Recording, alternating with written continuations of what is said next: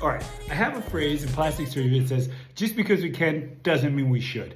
Now, when people are thin and they feel like there's fat here or fat here, more fat than they have, oftentimes there's a structural component. Heavy people can have it too, but oftentimes thin people that want more sculpting, it's the structure. I talk about it a lot. There's different ways to rebuild that structure. We can do what's called a genioplasty, and I used to do a lot of them, where you cut the bone here, you pull it forward, put some titanium plates and screws, and you can give a little bit of anterior-inferior projection, max 6 to 8 millimeters. I know some of the OMFS people will argue against me, but it's just not the reality. I used to do them, and you can't get that much.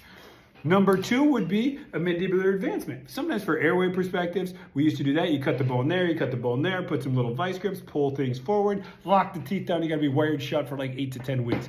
Or now, I used to do those. We take the fibula from the leg, we build up here, we rebuild the bone for big trauma or cancer cases.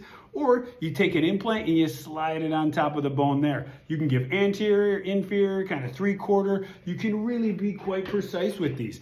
There's about 150 different combinations: silicone, Gore-Tex, MedPore, polyethylene mesh. We got a bunch of different implants. You can also contour them and sculpt them. I mean, I really think aesthetically the outcomes are better. I can do all of the other approaches.